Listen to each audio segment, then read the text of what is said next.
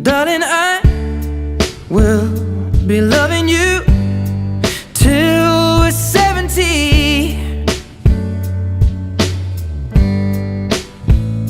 And baby, my Well, first of all, you have to communicate. That's communication. You have to compromise because you're not always going to both want the same things. But you always have to compromise. Men are easy to please. With some fruit from dogs, men, I'm alright. You alright? It's like 100%. It's very, very, very important. Because if you don't keep your marriage spicy, because at the end of it, it's still a competition. Just because you're married, that doesn't mean you have to stop doing the things that you were doing when you were dating.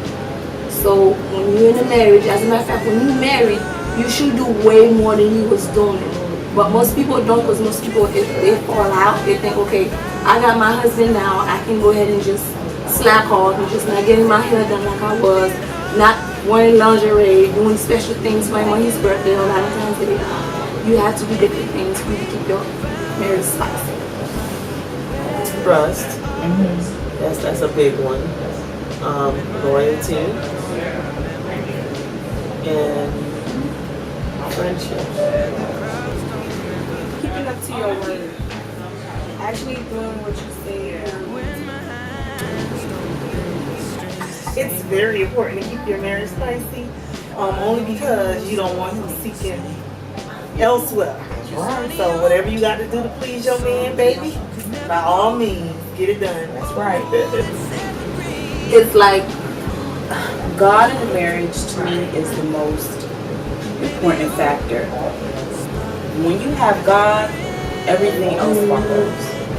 You know, you have your commitment, your loyalty, your friendship, your trust, because you both have to be willing to put that faith in God to make your marriage work. Amen. Okay. And how can you make your relationship last? The most important factor in making a relationship last, especially in my relationship, is communication and honesty. You got to be real with each other, plain and simple. Whether it's good, whether it's bad, you got to communicate with that person and tell them, look, even if you're going to end the marriage, if you be honest instead of going out cheating, instead of treating that person bad, just be honest with that person and communicate with that person. Talk to me and tell me you ready to go. You tired of this, and that's it. By living up to my expectations and going a little bit further. Honesty, trustworthiness, and true dedication to one another. Those are the three things that I think describe. She's the realest. Oh. She is. You mess with me, she going all in. 3 words that would describe the perfect marriage to Rebecca. Respect, trust,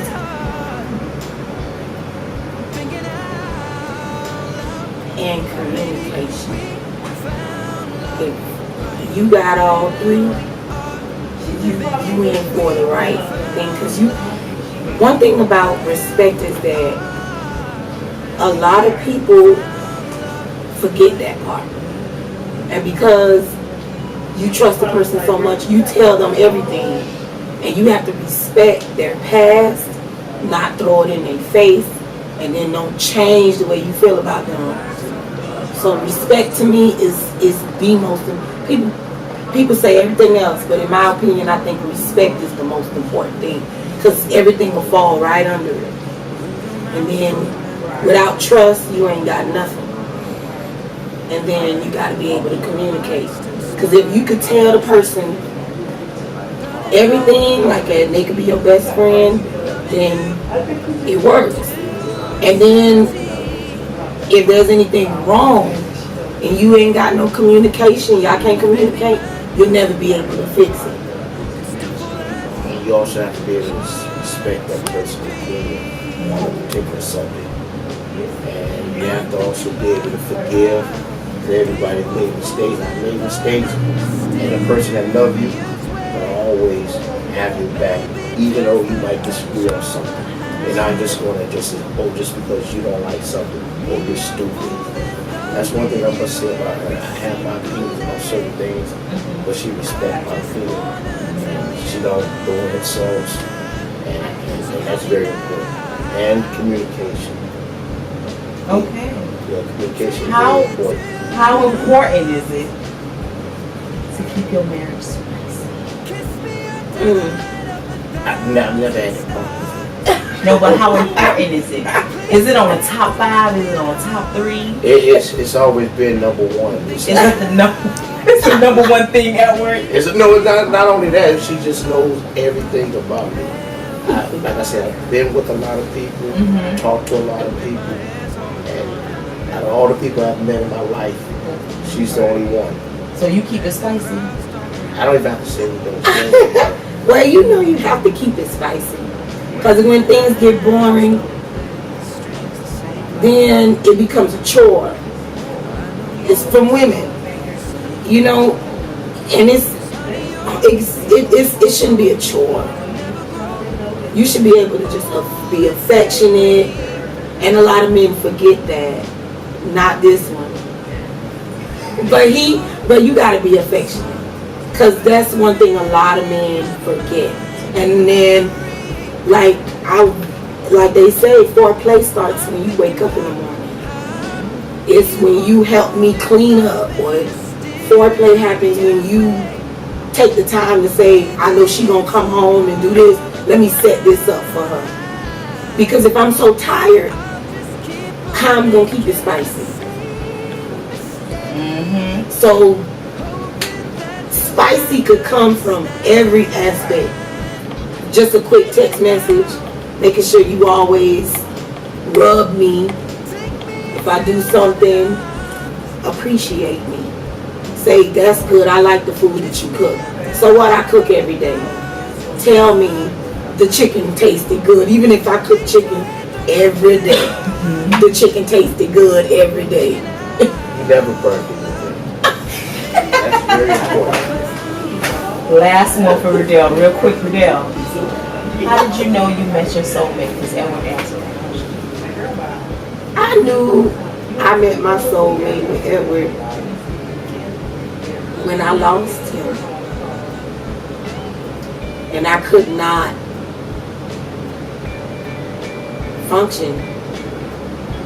And then I would compare people all the time, and they could never measure up. And I never was able to just be me.